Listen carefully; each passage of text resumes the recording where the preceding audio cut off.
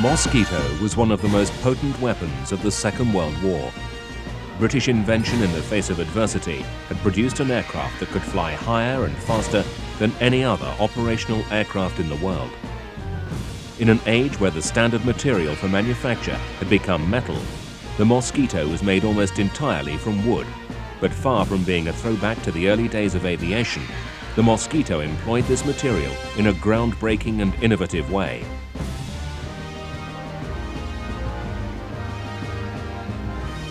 On entering service, it immediately won the affections of its pilot and crew and soon became an indispensable part of the RAF strike force. It could fly very fast, far, high and low. Equipped with cameras, bombs, machine guns or rockets, it was unequaled. It was the first truly multi-role aircraft of which the RAF has had no real replacement up until today's Panavia Tornado.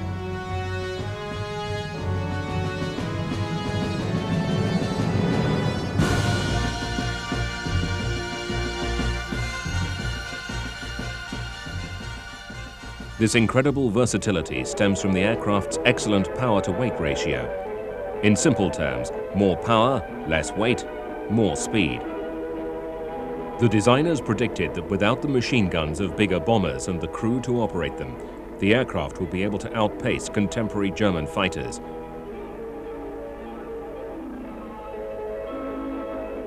The working drawings they produced were of an aircraft with extreme aerodynamic cleanliness. Its sweeping, elegant line somehow looked right, and as history went on to prove, it did indeed fly right.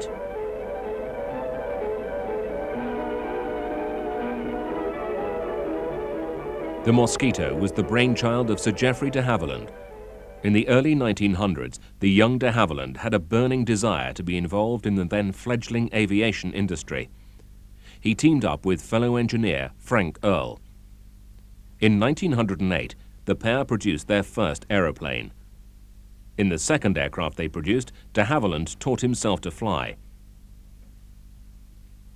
By the time the First World War broke out 6 years later, de Havilland had established a company producing a series of combat aeroplanes, notably the DH-4 high-performance bomber, the DH-9 reconnaissance bomber built in vast numbers, and the DH-10 intended for bombing German industry.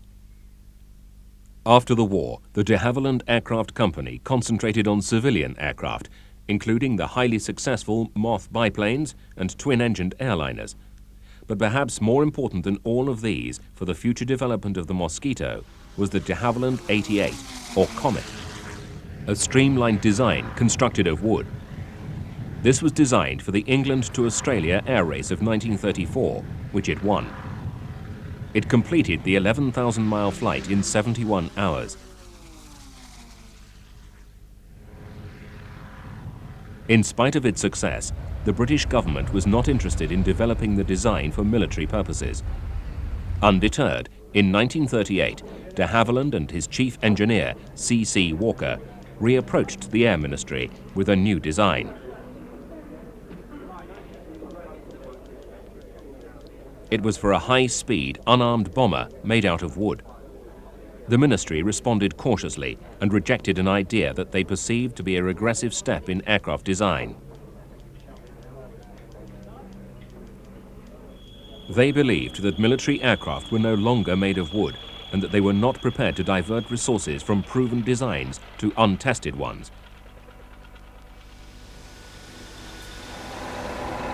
The effect of this, however, was only to make de Havilland more determined to prove his point. By the time he returned to Hatfield, he resolved to continue regardless. Design work commenced immediately at the de Havilland headquarters. However, with war looming, de Havilland began to get concerned that his design team would be split up by the Air Ministry, who may have seconded them for use on other projects. In September 1939, at the outset of the war, the preliminary design of the Mosquito was well underway. At this crucial stage, de Havilland took action and spirited his design team away to Salisbury Hall, 8 miles away from the Hatfield works, where work could continue uninterrupted. 2 months later, there was a breakthrough. the far-sighted Air Chief Marshal Sir Wilfrid Freeman commissioned the first prototype. This was a compromise, however, as he insisted it should be used as a reconnaissance aircraft rather than a bomber. In the early part of the Second World War, things were going badly for the Allies. France had fallen, and Britain was bracing itself for the inevitable battle to come. This is the BBC Home Service. Here is the news, and this is Stuart Hibbard reading it. A large number of British and French troops have arrived safely from northern France. Allied forces are holding out round Dunkirk and on the line of the Yser. The air battle of the beaches at Dunkirk raged unceasingly all yesterday, while the withdrawal of Allied troops continued. At dusk, British fighter pilots had shot down 56 bombers and fighters. 42 of these were... During this period of high tension and confusion, the project was cancelled again.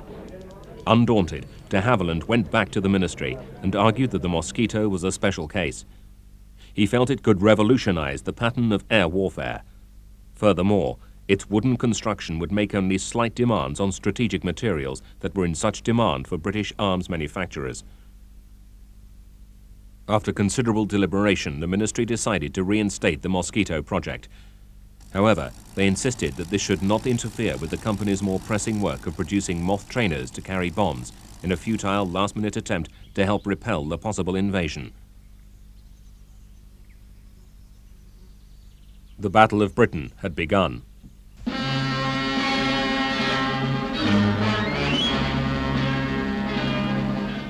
It was radar that first gave warning of the coming storm. Warning of an enemy armada assembling in the Pas-de-Calais.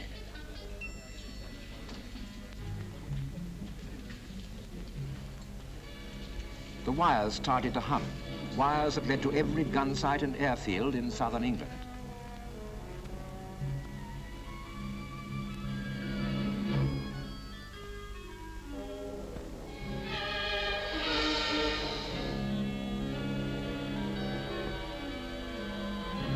As yet, the enemy was but a pattern on the radar screen, a symbol on the plotting table. But these things told us that this was the biggest thing yet.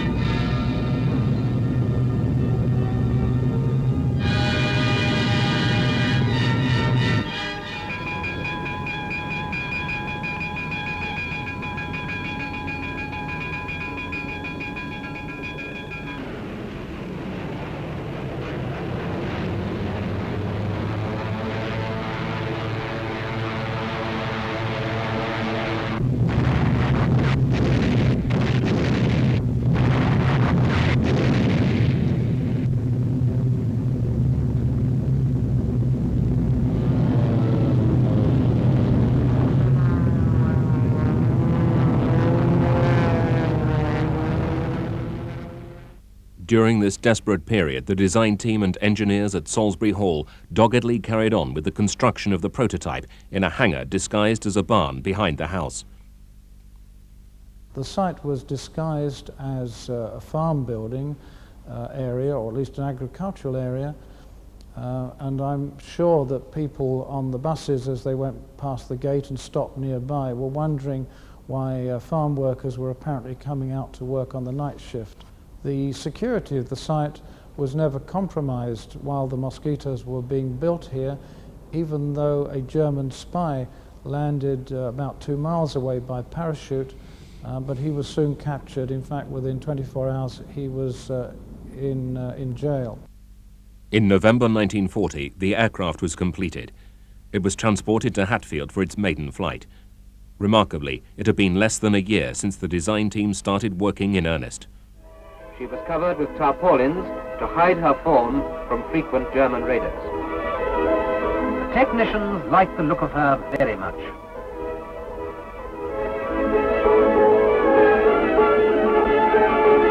A few straight hops, and off she went on her first flight.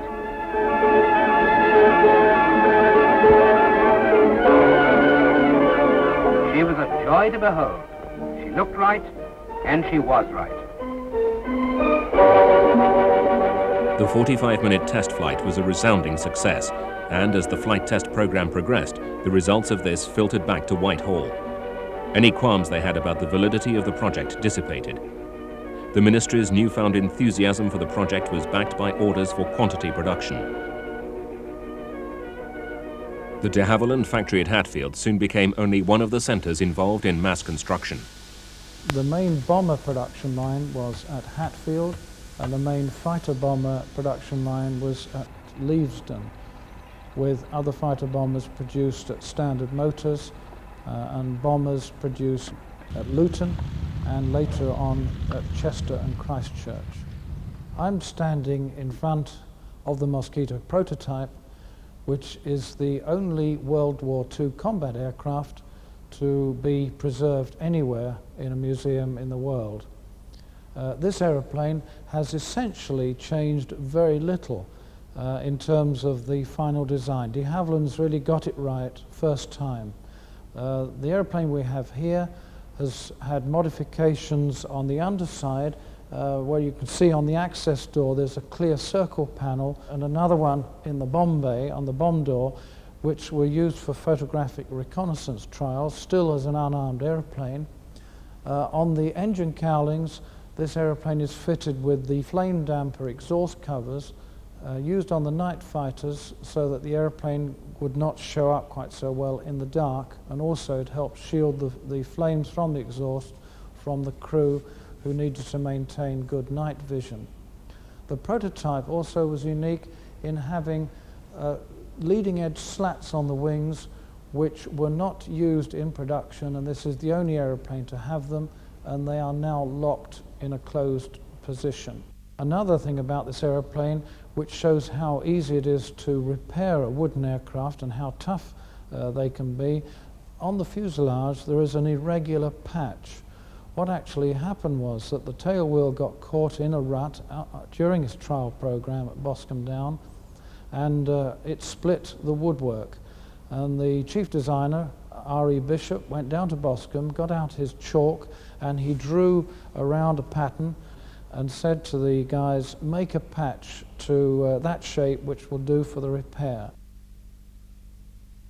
It was painted yellow so that it was distinctive and was really shown as a prototype, because an unfamiliar aeroplane flying around during the early part of World War II could well have been considered by the gunners as a hostile aeroplane and might well have been a useful target.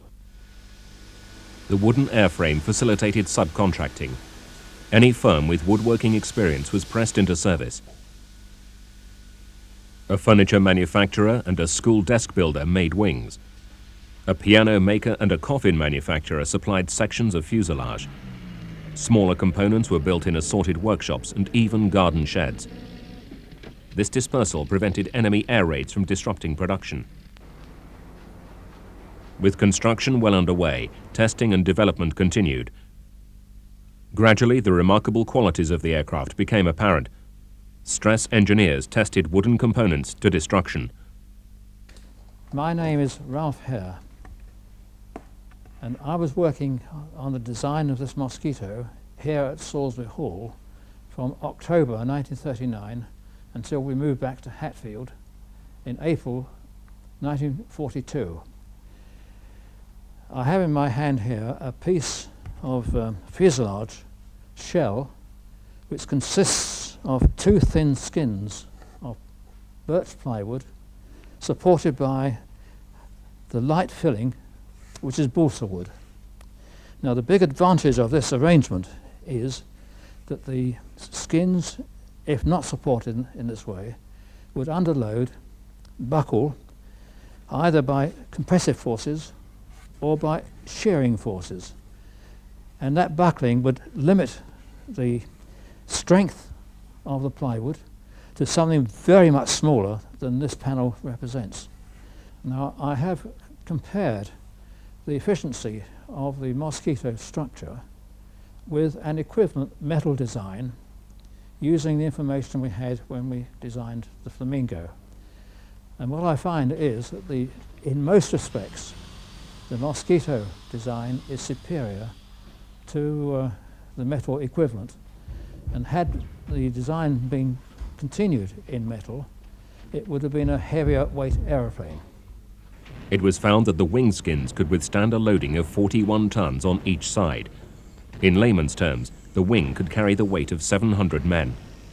Because this strength was mainly in the skin, only minimal internal bracing was required, allowing the airframe to be lighter and smaller.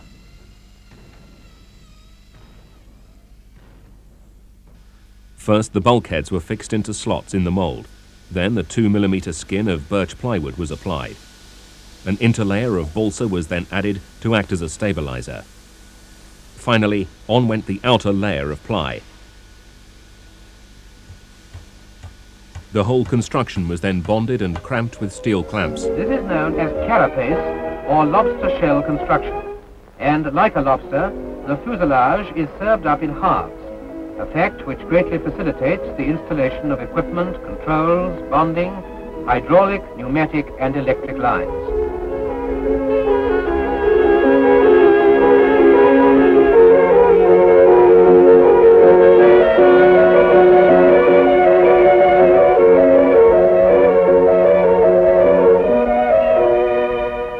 The undercarriage struts contained columns of rubber blocks, an imaginative and simple solution which negated the need for more complicated hydraulics.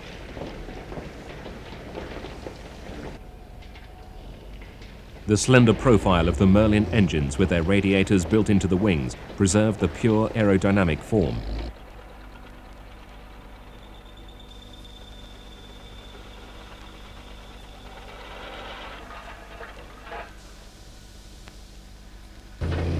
The design incorporated propellers that could be feathered that would prevent a damaged engine from windmilling.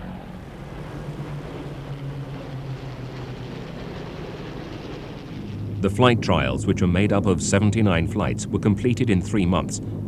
They confirmed the designer's predictions that the Mosquito would be as fast as a fighter. In fact, it was faster. At that time, it was the fastest aircraft in the world. It was originally designed to take 4 250-pound bombs. The designers concluded that there was so much latitude in the power-to-weight ratio that by shortening the fin on the standard 500-pound bomb, 4 of these could be carried, thereby doubling the bomb load.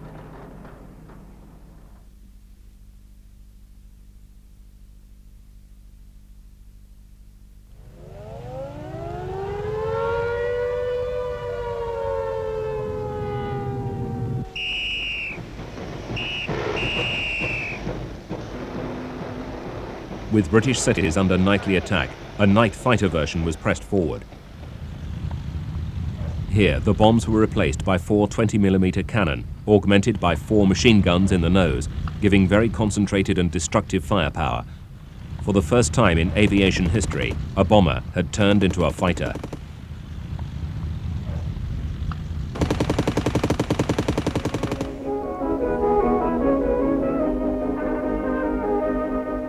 May the 15th, 1941, from a 450-yard field beside its secret hangar in the country, the fighter prototype made its first takeoff.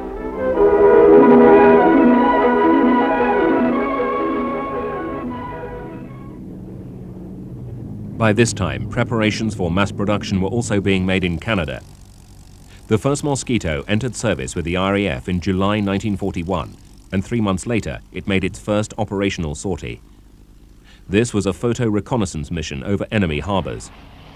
Its range and its ability to fly fast at high altitude allowed Allied intelligence to be gathered from the whole of occupied Europe. By December, the RAF had 20, and by March, 50, comprising of bombers, fighters, and reconnaissance aircraft. The wooden construction had another positive attribute. Most battle damage could be repaired using simple carpentry techniques. A wingtip, for example, could be taken from stock and attached with a simple butt joint. As the war progressed, the Mosquito was continuously developed.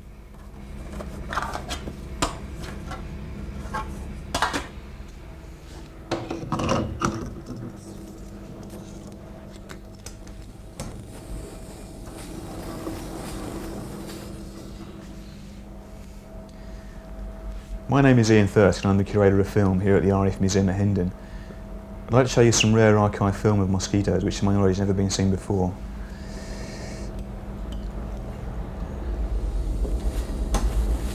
This sequence depicts the Canadian Mosquito bomber production line at Downtown, Toronto.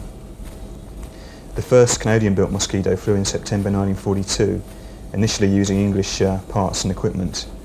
These are Mosquito Mark 25s, which were fitted with American-built Packard Merlin engines.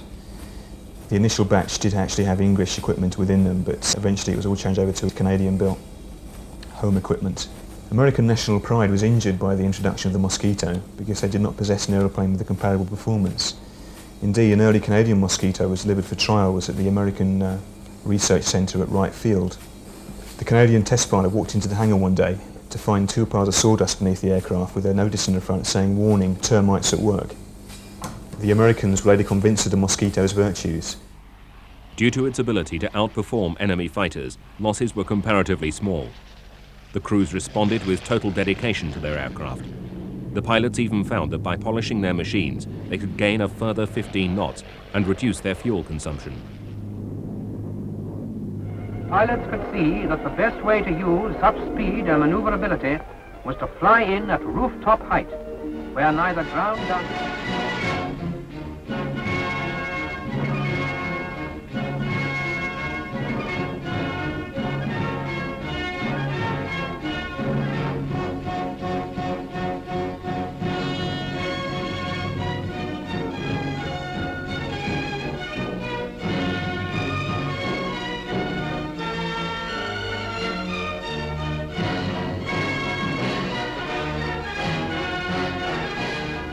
On August 8, 15 Mosquitoes of No. 2 Group, 2nd Tactical Air Force, attacked a large school at Eglinton, in which 300 German troops were holding out against the Maquis. Attacks on enemy headquarters and similar targets were carried out during July and August by Mosquitoes of No. 2 Group, 2nd Tactical Air Force.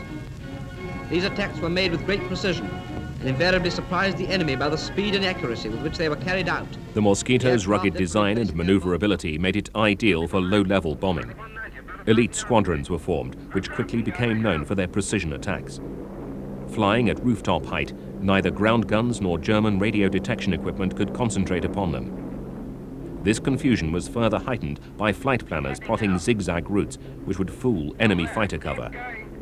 In fact, its superb flying characteristics made it suitable for some of the most daring low-level raids of the war, including strikes on Gestapo headquarters and the famous Amiens prison raid. In Amiens jail, over 100 French patriots awaited execution. The RAF came to their rescue. One Mosquito squadron was to breach the walls.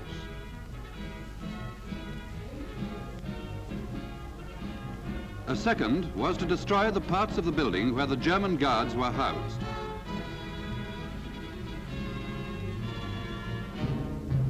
Group Captain Pickard led the attack. An RAF film unit cameraman went along to take pictures.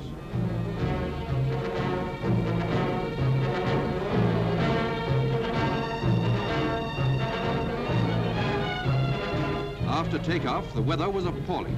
It snowed hard.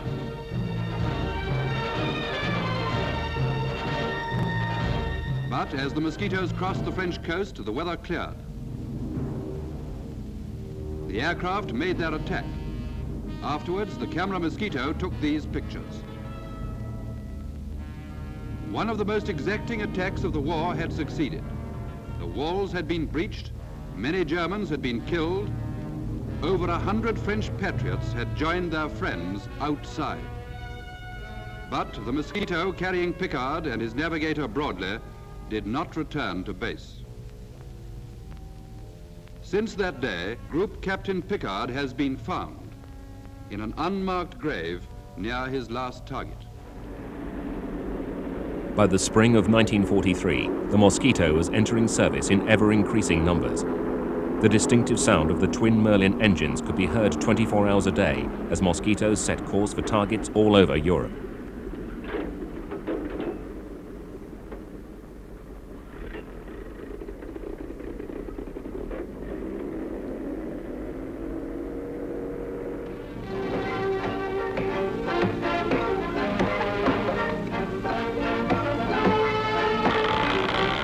wood since time immemorial has been one of the most valuable weapons of war. It is not so very long ago since the mightiest fleets of the world were built from wood, just seagoing trees in fact. But if somebody told you that these fallen giants would soon be winging their way across the channel to blast Germany's war machine, you would probably think he was a little gone in the head. Nevertheless, just as in the past Britain put wood to sea, so today she puts it in the air.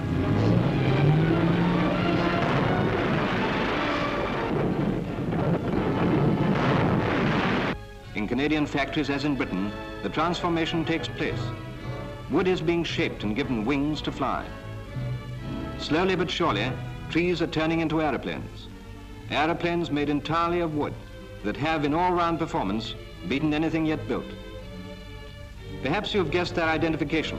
They started as night fighters, but have done practically every type of work. Terrific speed made them ideal for photo reconnaissance. Terrific power allowed them to carry loads equal to bombers twice their size. I expect you've all guessed what they are by now. But for those still in doubt, Mosquito's the name. Just flying trees. It's a fact. On March 16, the railway and industrial centre of Würzburg was the object of a night attack by Bomber Command. The Allied heavy Results bombing were campaign excellent. was stepped up in the second half of the war. Although these aircraft were successfully penetrating enemy airspace, they weren't necessarily hitting their targets. Indeed, on some occasions, they didn't even hit the right town. Highly trained aircrew and valuable aircraft were being sacrificed, and often the effect on the enemy was less than impressive. Bomber Command were increasingly worried about this problem, and it was in the solution to this that the Mosquito played possibly its most important role, that of pathfinder.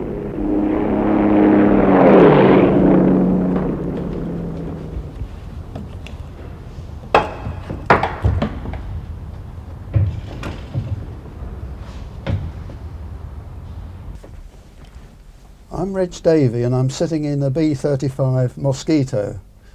It is slightly different from the Mosquitoes I flew in on pathfinding duties. The nose of our aircraft was completely blacked out and filled with radar gear and aerials, and we dropped our target indicators completely on dead reckoning and radar. Flying as a pathfinder demanded a very accurate degree of navigation and a very, very high degree of accurate flying on the part of the pilot, because most of our exploits were on time to the nearest second. We had a radar set in the nose which we pulled out. That was the G set, which could give us a fix, but about halfway across the North Sea the Germans jammed it. And then as we approached the enemy coast, I had an H2S radar set which was situated behind the pilot. And this gave us a picture of the ground. It could not be jammed by the Germans. It could pick out coastlines, rivers, lakes, headlands, and the mush of a town. And this, combined with our accurate navigation, gave us our position. And we normally ran in on a certain landmark like a lake or a little headland. As the indicators were reaching the ground, a photo flash went off and that took a picture of the ground.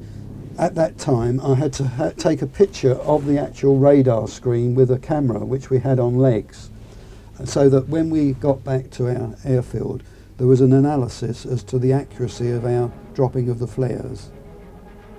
The accuracy of this marking was obviously vital to the success of the following raid.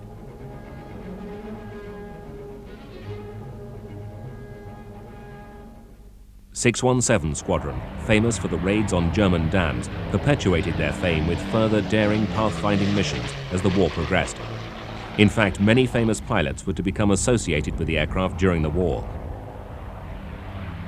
It was an aeroplane that encouraged pilots to push themselves and their machines to the limits. Another one of these was John Cunningham, a night fighter pilot. He notched up such considerable success in the early part of the war that the British media nicknamed him Cat's Eyes Cunningham.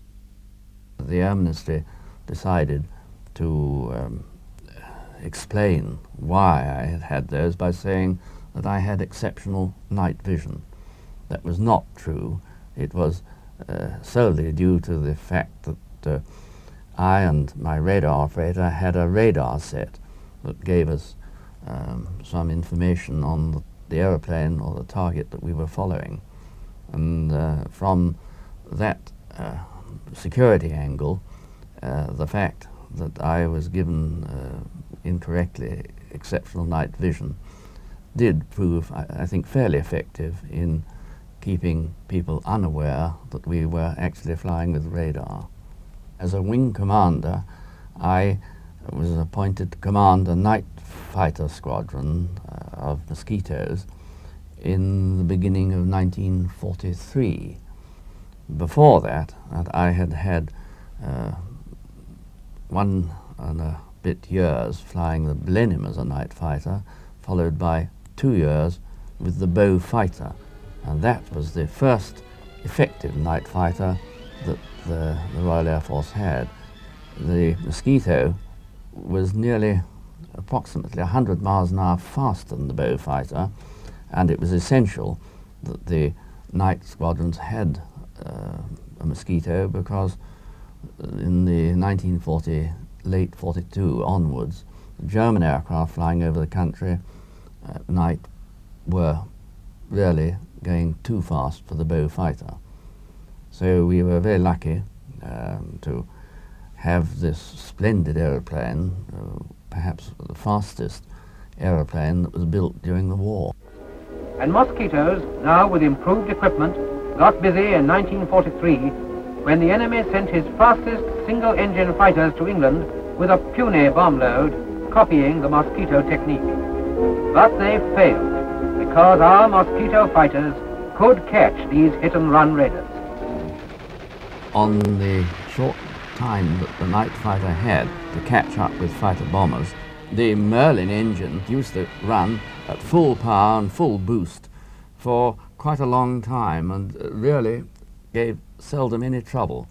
The only disadvantage to the Merlin installation in the Mosquito was that when you came up close behind an aircraft that you were firing at and hit it, some of the lighter weight bits and pieces would come back and would perhaps puncture the radiators which lie between the fuselage and the engine, and it was liable to lose your coolant, and you would then have the engine boil, and you'd have to feather the engine.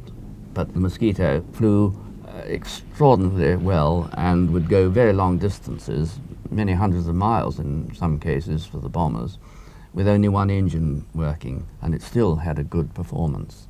I'm sitting in a Mosquito bomber version this moment, and the night fighter had the same instrument panel and similar controls and layout of engine instruments, but the radar in the night fighter was mounted alongside the instrument panel on the right here, and my radar operator sat beside me, and so that he could lean forward and look into the radar tubes. A very effective layout for a pilot and radar operator. When we got a radar contact at night, we never knew, and the ground was never able to tell us whether it was a hostile or one of our own aircraft that we were following. As a consequence, we always had to close in on whatever radar contact we were following to a point where we could identify it with our own eyes, and that meant closing in to almost vertically beneath the aircraft we were following to look up and determine from the wing plan form that we could see from beneath whether it was a German or one of our own aircraft. So one had to rely on following it to the combat with your own eyes, and that meant moving up slowly so that we were level with the target ahead of us, and when that happened, that's when you fired at it.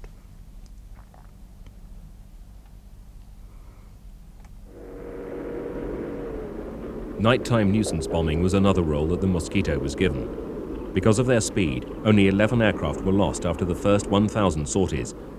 By now, this small aircraft was carrying a medium bomber load to German cities, unarmed and without the need for a fighter escort.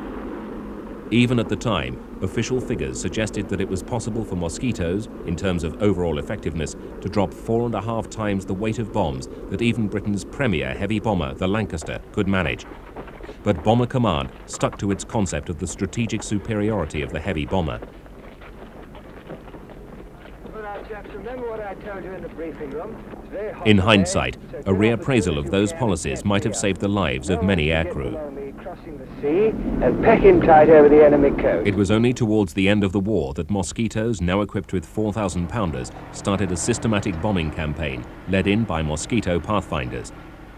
By the spring of 1945, Mosquitoes had delivered over 15,000 tons of high explosives. It represented a small capital asset with a small crew, exposed to less danger because of its speed, and exposed to danger for less time.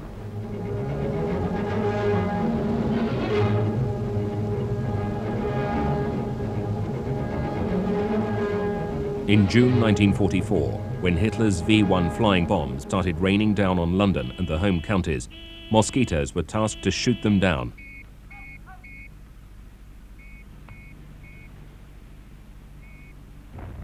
Powered by a pulse jet engine, these missiles were difficult to catch. However, the Mosquitoes successfully destroyed over 600 in the first 9 weeks of the campaign. Not surprisingly, a naval version of the Mosquito was developed for use on aircraft carriers. Very few of these aeroplanes are actually built because the Mosquito's successor, the twin-engine de Havilland Hornet, is much more adaptable for use on aircraft carriers. After shore practice, a converted Mosquito Mark VI fighter bomber was successfully landed on HMS Indefatigable off the Scottish coast on March the 25th, 1944. It looked a practical proposition from the first. Besides the combination of increased load with high performance, there was the advantage of twin-engine security over the ocean. This film shows some United States Army Air Force Mosquito PR-16s that were based at RAF Watton in Norfolk.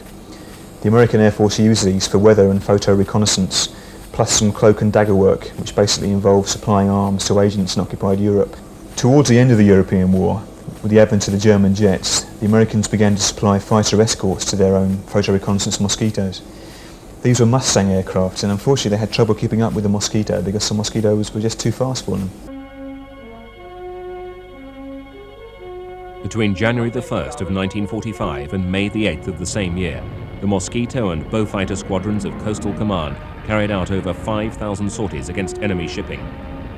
The majority of the attacks were against vessels in Norwegian waters, where the shipping routes along the coast took the place of roads and railways, carrying vital German war materials. These attacks played a crucial part in disrupting German communications in this area, and was the main reason why the German garrison in Norway surrendered to the Allies without resistance.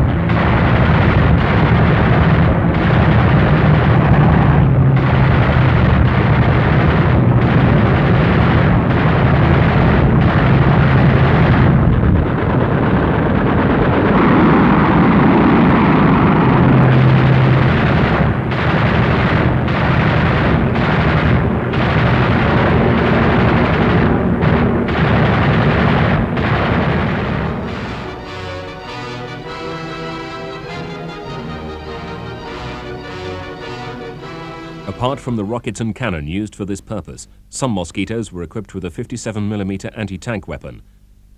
This fired 6-pound shells fed by a mechanism specially designed by a cigarette vending machine manufacturer.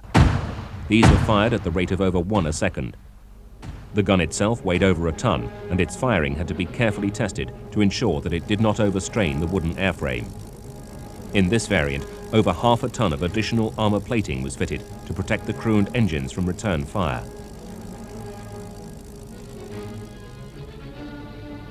The next development to the Mosquito's arsenal was the rocket, 8 of which could be mounted on pylons, with 4 under each wing. This rocket salvo was the equivalent to the broadside of a cruiser equipped with 6-inch guns.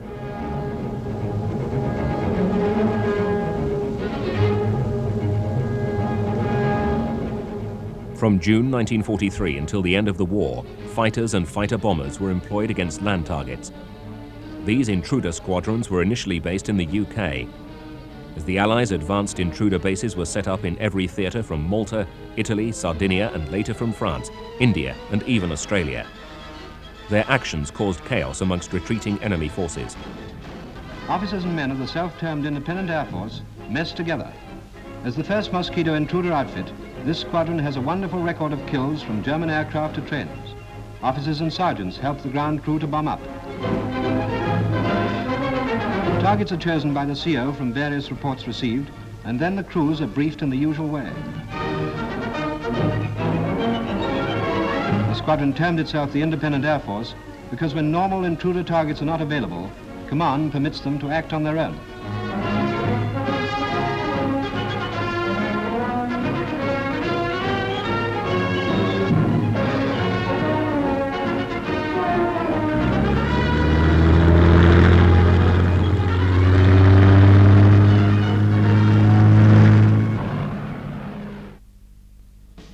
Like Sir Geoffrey de Havilland, another tenacious engineer committed to the British war effort was Barnes Wallis.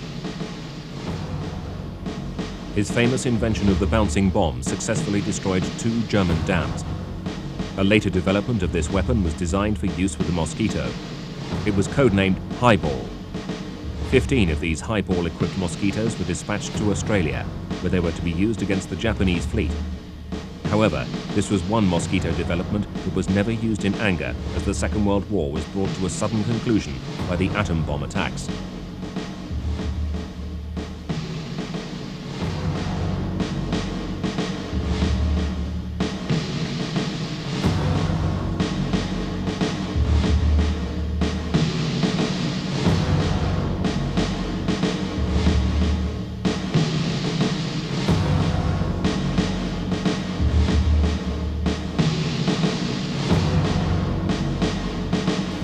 Post-war, the Mosquito was used for a number of record-breaking flights because of its high speed and long range. This film was taken at Heathrow Airport in 1947 and shows Mickey Martin, one of the original Dambuster pilots, and Flight Lieutenant Ted Sismore ready to board a Mosquito Mark 34 for a record-breaking flight to Cape Town, which they reached in a record time of 21 hours 31.5 minutes. It speaks volumes for the Mosquito in the fact that it was able to perform first-line duties in the era of a jet age. In fact, the Mosquito was in first-line service until December the 15th, 1955. The Mosquito completed its service career in a rather unglamorous role of target tug, a far cry from the initial dazzling bomber concept. Target tug Mosquitoes were painted in the silver finish with black and yellow stripes beneath the wings to denote its role as a second-line aircraft. They were finally retired in May 1963, and this film was shot to commemorate that particular occasion. After the flypast, most of the aeroplanes were sold to a film company and appeared in the film 633 Squadron. 2 of them were sold to private concerns, and one of them is now the last flying Mosquito in the world. It's flown by British Aerospace at Chester.